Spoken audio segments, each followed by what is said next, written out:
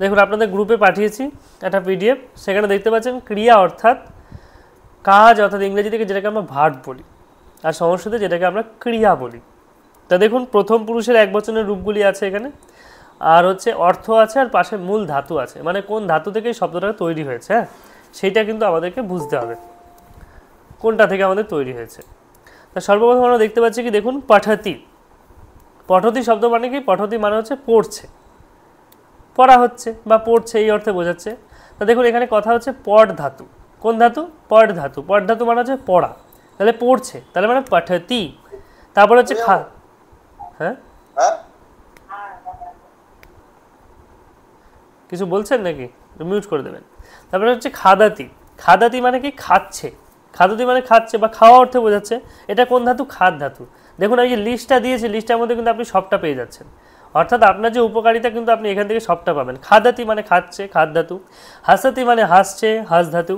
পাতাতি মানে পড়ে যাচ্ছে, পদ ধাতু। পড়ে যাচ্ছে, কেন পড়ে যাচ্ছে কিন্তু বানানটা প রয় শূন্য লেখে সবাই, কিন্তু এটা কিন্তু আসল বানান নয়, প রয়কারে রে, রেফ র, ঠিক আছে, রেফ র হবে, কিন্তু এটা সবাই বইয়ের মধ্যেও ভুল করে, আমি জানি না কেন করে, একমাত্র বই পড়া ছাড়া আর কোথাও প রয় শূন্য হয় না, সবাই এই জিনিসটাই ভুল করি আমরা, অনেকেই করে। পড়ে যাচ্ছে, পড়ে যাচ্ছে মানে প রয়কারে রে, পড়ে, পড়ে যাওয়া। পততি। তারপরে হচ্ছে ধাবতি। ধাবতি মানে হচ্ছে দৌড়াচ্ছে, দৌড়াচ্ছে মানে ধাপ ধাতু। কি ধাতু? ধাপ ধাতু। এইবার এই জিনিসগুলো যেমন প্রথম পুরুষের এক বচন দিয়েছে, এবার যদি এগুলো আমি উত্তম পুরুষের এক বচন দিই, তখন কী হয়ে যাবে? পঠতির জায়গায় পঠামি, খাদতির জায়গায় খাদামি, হাসতির জায়গায় হাসামি, পততির জায়গায় পতামি, ধাপতির জায়গায় ধাবামি, নমতির জায়গায় নামামি। পরিষ্কার বুঝতে পারছেন? শুধু চেঞ্জ হবে আমি আর আপনি, এখানে সব আপনি দিয়ে ফর্ম দেওয়া আছে, এবার আমির ফর্মটা চেঞ্জ হবে, আর তুমির ফর্মটা কী হয়ে যাবে? সব সি, পঠসি, খাদসি, হাসসি, পতসি, ধাবসি, তামসি, পচসি, লিখসি, ত্যাজসি, অর্চসি। বুঝতে পারছেন সবগুলি চেঞ্জেস কীভাবে হচ্ছে, এবং প্রতিটি মানে আমরা দেখতে পাচ্ছি। তাহলে পড়ছে, খাচ্ছে, হাসছে, পড়ে যাচ্ছে, দৌড়াচ্ছে, নমস্কার করছে, রান্না করছে, লিখছে, ত্যাগ করছে, পূজা করছে, কান্না করছে, খেলা করছে, চলছে, জ্বলছে, সবগুলি দেখতে পাচ্ছেন। প্রত্যেকটি ধাতু। রান্না করছে পজ ধাতু, লিখছে লিখ ধাতু, ত্যাগ করছে ত্যাজ ধাতু, পূজা করছে অর্চ ধাতু, অর্চন করা মানে পূজা করা, পুজ ধাতু হয় পূজতি, কান্না করছে ক্রন্ধ, খেলা করছে ক্রীড় ধাতু, চলছে চল ধাতু, জ্বলছে জল ধাতু, জল। তারপরে নিন্দা, নিন্দা করছে নিন্দ ধাতু, বপন করছে বপ ধাতু, বেড়াচ্ছে ভ্রম ধাতু, ভ্রমতি।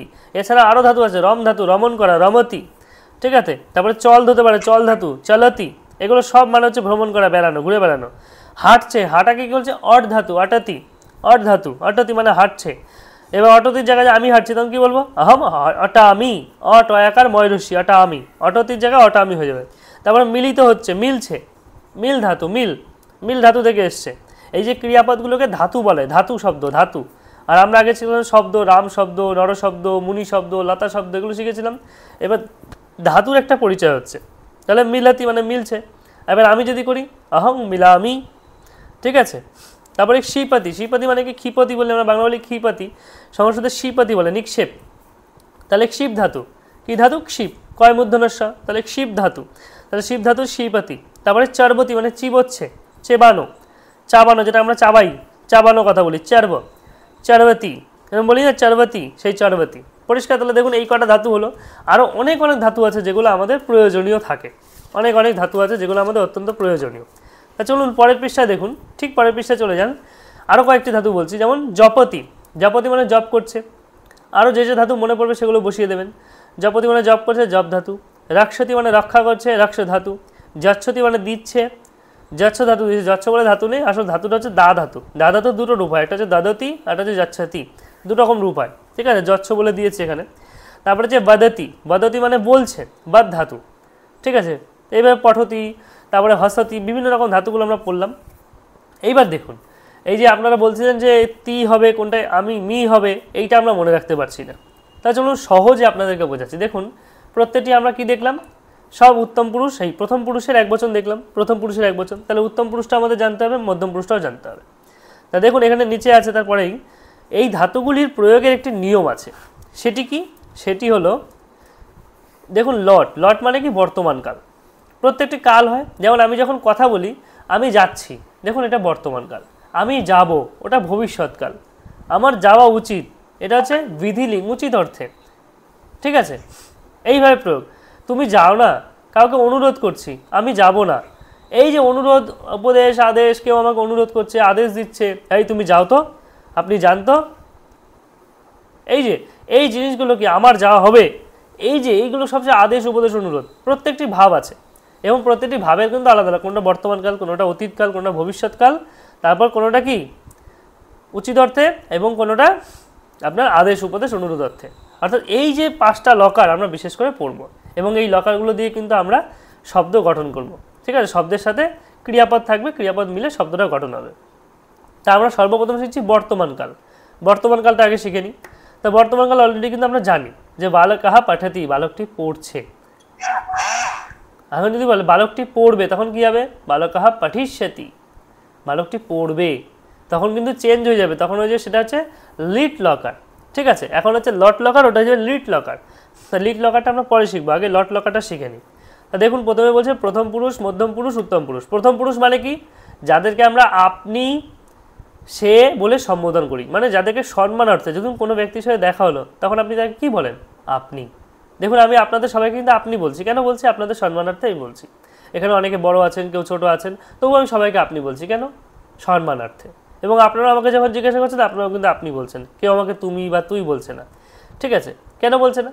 অনেকেই বয়স্ক আছেন, তারা আছেন, কেউ আমাকে বলছে না, কেন? ব্যাপারটা হচ্ছে এখানে সম্মানের ব্যাপারটা। বয়সটা বড় কথা না, কিন্তু সম্মানটা। অর্থাৎ আমি কাউকে সম্বোধন করছি আপনি অর্থে। এই সম্বোধনটা যখন প্রয়োগ করব, তখনগুলি আমরা প্রথম পুরুষে প্রয়োগ করব। কী হিসাবে প্রয়োগ করব? প্রথম পুরুষে। আমি যদি বলি জয়ন্ত ভট্ট ন্যায়মঞ্জুরি লিখেছিলেন, জয়ন্ত ভট্ট ন্যায়মঞ্জুরি লিখিত, কী হবে? লিখতি স্ম। হ্যাঁ, তার মানে কি হচ্ছে? এখানে প্রথম পুরুষ, প্রথম পুরুষে বলছে তি ত অন্তি। আসলে সূত্রটা কিন্তু এরকম নয়, তি তস অন্তি। তা তসের স, ওই সটা উধা হয়ে গেল, তয়ে বিসর্গ হয়ে যায়। তাহলে যে কোনো শব্দ যদি আমি পট ধাতু দিয়ে করি, পট ধাতু যে শব্দটা আমি পাচ্ছি বা ধাতু পাচ্ছি, পট ধাতু দিয়ে যদি রূপটাকে গঠন করি, পাঠাতি, দেখুন পট ধাতু নিচে আছে, দেখুন তার ঠিক নিচে চলে আসে পাঠাতি, পাঠাতাহা, পাঠান্তি। এখানে যদি আমি রম ধাতু দিই, রমতি, রমতাহা, রমন্তি। আমি যদি এখানে গম ধাতু দিই, গম ধাতু মানে যাওয়া, গচ্ছতি, গচ্ছতা, গচ্ছন্তি। মানে এইবার বুঝুন কিভাবে হচ্ছে ব্যাপারটা, যে তি ত অন্তি দেখতে পাচ্ছেন এবং তার পাশে দেখতে পাচ্ছেন এক বচন, দ্বিবচন, বহুবচন। তাহলে এক বচন, দ্বিবচন এবং বহুবচন, 3টি রূপ দেখতে পাচ্ছেন। তাহলে 3টি রূপের মধ্যে আপনাকে সর্বপ্রথম দেখতে হচ্ছে এক বচন। এক বচন বা এক বচন, যেটাকে আমরা এক বচন বলি, আমরা তো এক বচন শিখে গেছি, তাই এক বচনই বলছি আপাতত বোঝার জন্য। তাহলে এক বচনে কি বলছি? তি। তাহলে পঠতি, বালকটি পড়ছে, বালকঃ পঠতি, সে পড়ছে, সহ পঠতি। রাম পড়ছে, রামঃ পঠতি। মৈত্রী পড়ছে, মৈত্রী পঠতি। বরুণ পঠতি, বরুণঃ পঠতি। তাহলে এই যে প্রত্যেকটি নাম হচ্ছে সব প্রথমা বিভক্তি হচ্ছে এবং এক বচনে হচ্ছে। যখনই দুই বচন হয়ে যাবে তখন কি হবে? এখন যদি বরুণ শব্দটিকে যদি ধরি, তাহলে বরুণৌ পঠতি, পঠতি হবে না, তখন হয়ে যাবে পঠতাহা, বরুণৌ পঠতাহা। পরিষ্কার? ওই যে দ্বিবচনটা হয়েছে, দুই বচনটা পরিষ্কার, দুই বচনটা। এক বচনে কি ছিল? বরুণাহ পঠতি, বরুণ হয়ে গেল একজন এবং পঠতিও একজন, একজনকে বোঝাচ্ছে এক বচনে। এবার যখনই বরুণ দুজন হয়ে গেল, তখন হয়ে যাবে পঠতাহা, তখন হয়ে যাবে বরুণৌ পঠতাহা। বরুণ শব্দটি কোন শব্দের মতো? নর শব্দের মতো, তাই তো? তাহলে নর শব্দের নর, নরৌ, নরাহা। তাহলে বরুণাহা, বরুণৌ, বরুণাহা। এবার যেই বহু বচনে করবো যে বরুণ এরা পড়ছে, তখন কি হয়ে যাবে? তাহলে বরুণ এরা পঠন্তি, বরুণাহা পঠতি হবে না, বরুণাহা পঠন্তি। পরিষ্কার? তাহলে কি হয়েছে? পঠন্তি। এবার যে বরুণ এরা যাচ্ছে, কি বলবো? বরুণাহা গচ্ছন্তি। পরিষ্কার? এখন যদি কোনো মেয়ের নাম বলি, ধরুন স্বপ্না, স্বপ্না আছে, ধরুন স্বপ্না, স্বপ্না কি করছে? স্বপ্না গচ্ছতি, একজন স্বপ্না। এবার স্বপ্না দুজন যাচ্ছে, লতা, লতে, তাহলে স্বপ্নে গচ্ছতাহা, দুজন স্বপ্না যাচ্ছে। এ বলছে স্বপ্নারা যাচ্ছে, স্বপ্নাহা গচ্ছন্তি, লতাহা, লতা, লতে, লতাহা। লতা মানে একটি লতা, একজন লতা, আর দুজন লতে মানে দুজন লতা, আর লতাহা মানে অনেকগুলি লতা। লতা শব্দ, বালিকা শব্দ একই, যত আকারান্ত মেয়েদের নাম আছে সব একই রকম শব্দ। পরিষ্কার বুঝতে পারছেন ব্যাপারটা? আপনাদের কাছে ক্লিয়ার হচ্ছে? তাহলে প্রথম পুরুষের এক বচন, দ্বিবচন, বহুবচন পরিষ্কার, এক বচন, দ্বিবচন, বহুবচন। এইবার চলে আসছে আমরা মধ্যম পুরুষে। যখন আমরা কাউকে তুমি বলে ডাকছি, তুমি, তোমরা, তোমাদের, এই যে প্রয়োগগুলি করছি, তখন আমরা কি করব? সেটা হচ্ছে মধ্যম পুরুষে প্রয়োগ করব। মধ্যম, দেখুন বাড়িতে একটা অতিথি যখন আসে, আমাদের বাড়িতে যদি কোনো অনুষ্ঠান হয়, তখন যারা খুব সম্মানীয় ব্যক্তি, দূরের ব্যক্তি যারা তাদের চলে যাবে বা কিছু, তাদেরকে কিন্তু আমরা সর্বপ্রথম এসে খাবার দাবার খাওয়াই। আসুন আসুন, বসুন আসুন, আসুন আপনারা খেয়ে নিন, আগে যত্ন করে খাইয়ে দিয়ে দিই। তারপরে আমরা তুমি তোমরা যাদের বলি, তুমি তোমরা যাদের বলি, এই তোমরা বসো খেয়ে নাও, তারপরে কিন্তু লাস্টে আমরা খাই। ঠিক ব্যাপারটাও কিন্তু এখানে মাথায় রাখতে হবে যে সর্বপ্রথম প্রথম পুরুষ যারা আপনি সে এই সম্বোধন করছে, তারপরে তুমি তোমরা মধ্যম পুরুষে প্রয়োগ করছে, তারপরে শেষে কিন্তু আমি থাকছি উত্তম পুরুষ। তাহলে উত্তম পুরুষের প্রয়োগটা কী হয়ে গেল? আমি আবো আমো। কিন্তু আমি আবো আমো দিয়েছে, ব্যাপারটা সেম নয়। ব্যাপারটা হচ্ছে তি তন্তি সি থস্তা মি বস মস, ঠিক আছে? এবং সেটাকে বোঝানোর জন্য আমি আবো আমো ভাবে আপনাদের প্রয়োগ করে বুঝিয়েছে। তাহলে এখানে সি থস থ, তাহলে সি থস, থসের জায়গায় দেখুন ছ, এর জায়গায় কিন্তু থ বিসর্গ হয়েছে। যেখানে যেখানে স আছে সেগুলোর জায়গায় বিসর্গ। সি থস থ, তাহলে সি থ হ থ, এই হচ্ছে রূপ। তাহলে কি হচ্ছে? পঠতি, পঠতির জায়গা হয়ে গেল পাঠাসি, তং পাঠাসি, তুমি পড়ছো, হয়ে গেল। তারপরে তোমরা দুজন পড়ছো, তাহলে কি তমের পরিবর্তে দ্বিবচন, তমের দ্বিবচন কি? যুষ্মাৎ শব্দের ত্বম ইউবাম, ইউবাম ছিল যুবাম, তাহলে ইউবাম যদি হয় তাহলে ইউবামে কি হবে? ইউবাম পাঠাতাহা, ইউবাম পাঠাতাহা, পরিষ্কার? তাহলে ইউবাম পাঠাতাহা মানে ত্বম ইউবাম, ইউবাম পাঠাতাহা, পরিষ্কার সবার কাছে? তারপর তারপর কি বলছে? পাঠা, এবার তার বলছে থ, লাস্টে হচ্ছে থ, লাস্টে থ হলে কি বলছে? পাঠাসি পাঠাথা পাঠাথা। তারপর হচ্ছে তোমরা সকলে পড়ছো, সকলে না তোমরা পড়ছো, বা তোমরা খাচ্ছ, বা তোমরা ঘুমাচ্ছ, যা কিছু বলতে পারি। তাহলে যা কিছু যদি প্রয়োগ করি তখন কি হচ্ছে? তোমরা যেই প্রয়োগ করলাম তোমরা, তাহলে তম ইউবাম ইউয়ম, অন্তর্য দীর্ঘ, অন্তস্থ যা যেটা তার দীর্ঘ অন্তস্থ ময় হলাম, ইয়ং ইয়ং পাঠাথা, ইয়ং খাদথা, ইয়ং গচ্ছথা, পরিষ্কার? আমরা ইয়ং বলি, সেই ইয়ংটা ইংরেজিতে ইয়ং বলি না, ইয়ং ম্যান, সেই ইয়ংটা এখানে বলবেন ইয়ং। ব্যাপারটা হচ্ছে ইয়ং আর এটা ইয়ং, এটা হচ্ছে অনুস্বার, ইয়ং একই, ইয়ং আর ইয়ং, ব্যাপারটা পরিষ্কার? তাহলে কি হচ্ছে? তাহলে তুমি, আমি এবং সে, ডিফারেন্স বোঝা যাচ্ছে? এবার আমি ক্ষেত্রে কী হবে? উত্তম পুরুষে, উত্তম পুরুষে বলছে আমি, এবার আমি কি করব? পট ধাতু ছিল, পটের সাথে আমি যুক্ত করলে কী হবে? পাঠামি, আহম পাঠামি, আমি পড়ছি, আমি পড়ছি, অহম পাঠামি, অহম খাদামি, আমি খাচ্ছি, অহম লিখামি, আমি লিখছি, অহম পশ্যামি, আমি দেখছি, অহম নৃত্যামি, আমি নাচছি, অহম আটামি, আমি হাঁটছি, অহম ভক্ষয়ামি, আমি খাচ্ছি। এইরকম কিন্তু প্রয়োগ আমরা করতে পারবো। তাহলে আমি, এবার আমি একা হচ্ছে, এবার বলছে আমরা দুজন খাচ্ছি, তখন কি বলবো? অহমের জায়গায় হয়ে গেল আমি, এবার আমরা দুজন, তখন কি হবে? আবাম, আহম আবাম বয়ম, আবাম মানে কি? আমরা দুজন, তাহলে আবাম খাদাব, আবাম খাদাব, পরিষ্কার? তারপরে বলছে কি? আমরা সকলে খাচ্ছি, মানে আমরা অনেকে খাচ্ছি, তাহলে আমরা অনেকে যখন খাচ্ছি তখন কি হবে?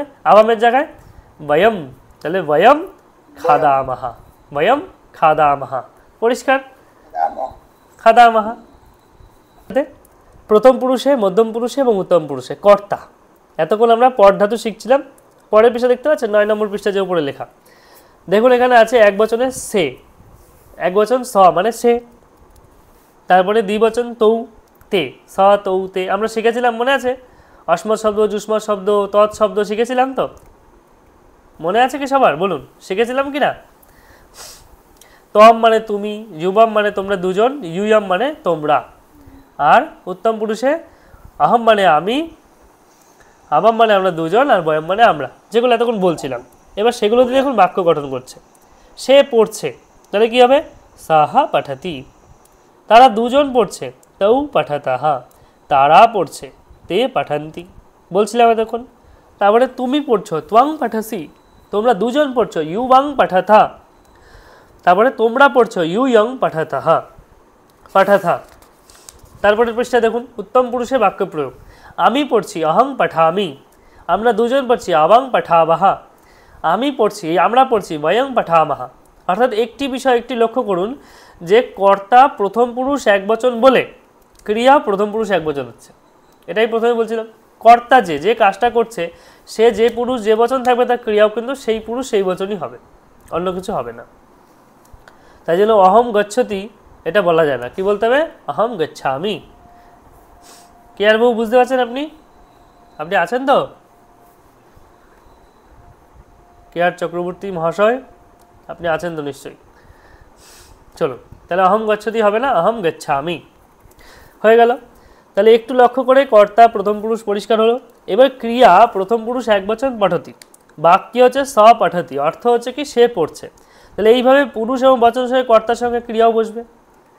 তারপরে যদি বলি অহম খাদামি, আমি খাচ্ছি, সে খাচ্ছে স খাদতি, আমি পড়ছি অহম পঠামি। এবার বলছি আমি পড়ে যাচ্ছি, তাহলে কি হচ্ছে অহম পাতামি, পড়ে যাচ্ছি, পড়ে যাওয়াকে বোঝাচ্ছে। একটি শব্দের শেষে যদি ম থাকে, এবার যে একটা নিয়ম বলছিলাম যে ম অনুস্বরের ব্যাপারটা, দেখুন নিয়মটা এখানে লিখেও দেওয়া হয়েছে। এবার আমরা একটা ছোট্ট নিয়ম জানি, সেটা হচ্ছে কি ম আর অনুস্বার, ময় হলো না অনুস্বার প্রয়োগের নিয়ম কেমন। একটি শব্দের শেষে যদি ম থাকে যথা অহম, এবং পরের শব্দে যদি ব্যঞ্জন বর্ণ দিয়ে শুরু হয়, তাহলে পূর্ববর্তী ময় হলনটি অনুস্বার হয়, যথা অহম পাঠামি। আর যদি ময় অনুস্বার, ময় হলনের পর স্বরবর্ণ দ্বারা শুরু হয়, এটা আমি একটু আগে বলছিলাম, তাহলে কি হবে অনুস্বার হবে না, হবে ময় হলন লিখতে হবে। অর্থাৎ কি যথা অহম অমিতহা, আমার নাম অমিত, আমি অমিত। এবার আপনি যে বাক্যগুলি সংস্কৃত অনুবাদ করতে পারবেন সেগুলি দেখুন নিচে দিচ্ছে। সে খাচ্ছে, তাহলে কি হচ্ছে সে খাচ্ছে কি হবে বলুন, সে খাচ্ছে কি হবে স খাদতি, স খাদতি। তারপর কি বলছে তারা দুজন খাচ্ছে, কি হবে তে খাদসি বলুন, খাদতি, খাদতি খাদাত, খাদাত আছে না, তারা দুজন, তো এখানে তো প্রথম পুরুষেই চলছে, আমরা তো অন্য পুরুষে যাইনি, কোন পুরুষে আছে তে মানে কি তারা, তারা দুজন, স তৌ তে, তাহলে তৌ মানে তারা দুজন, তাহলে তৌ খাদথ, কি হবে খাদত, খাদতি খাদাত, খাদাত বিসর্গ আছে। বুঝতে পারছেন ব্যাপারটা, একদম ইজিলি ভাববেন, কঠিনভাবে ভাববেন না, কিন্তু কঠিনভাবে ভাবলে কঠিন লাগবে বিষয়টা, সহজভাবে ভাবুন দেখবেন একদম সহজ হয়ে গেছে বিষয়টা। তাহলে তারা দুজন খাচ্ছে, তাহলে কি হচ্ছে তৌ খাদতঃ। তার বলছে তারা খাচ্ছে, তাহলে কি হবে তে খাদন্তি, তে খাদন্তি হয়ে গেল। তাও তো হতে পারে স্যার, হ্যাঁ তে তাও তো হতে পারে। হ্যাঁ তাও হতে পারে, স্ত্রীলিঙ্গে যদি করি তা হতে পারে। এইবার আমি যদি এখানে খাওয়ার পরিবর্তে আমি যদি বলি ইয়ে করছে, ওই হাঁটছে, হাঁটা বোঝাই, তাহলে কি হবে তারা হাঁটছে, তে বলুন তে, ঠিক বলছিলেন বলুন। অটতি, অটতি, অটতি মানে তো একজন হাঁটছে, আর বহুজন হাঁটছে, তাহলে কি হবে অটন্তি, অটন্তি, অটতি মানে একজন হাঁটছে, অটত মানে দুজন হাঁটছে, আর অটন্তি মানে অনেক। আমার কাছে তো অট ধাতু রয়েছে, অট মানে হাঁটা, তাহলে হাঁটা অর্থে আমি প্রয়োগ করবো, তাহলে অহম অটা আমি, আর সে হাঁটছে, তাহলে স অটতি, তারা হাঁটছে, তাহলে কি তে অটন্তি, আমরা তো শিখে গেছি অলরেডি। এবার যদি বলি তারা দৌড়াচ্ছে, তারা দৌড়াচ্ছে, তাহলে কি হবে তে ধাবন্তি, তে ধাবন্তি ধাবন্তি। হ্যাঁ এইবার যদি বলি ধাবন্তি হবে স্যার, তারা রক্ষা করছে, তারা রক্ষা করছে, তাহলে কি হবে তে তে রাক্ষন্তি, রাক্ষন্তি হয়ে গেল। বুঝতে পারছেন ব্যাপারটা পরিষ্কার। এবার বলছি তারা দেখছে, তাহলে কি বলবো তারা দেখছে, তাহলে কি বলবো তে তে পশ্যন্তি, তে পশ্যন্তি। এবার যদি বলি তারা থাকছে, তারা থাকছে, তাহলে কি বলবো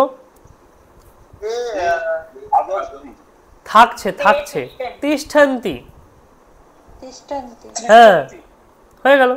এবার যদি তারা খেলছে, তাহলে কি বলবো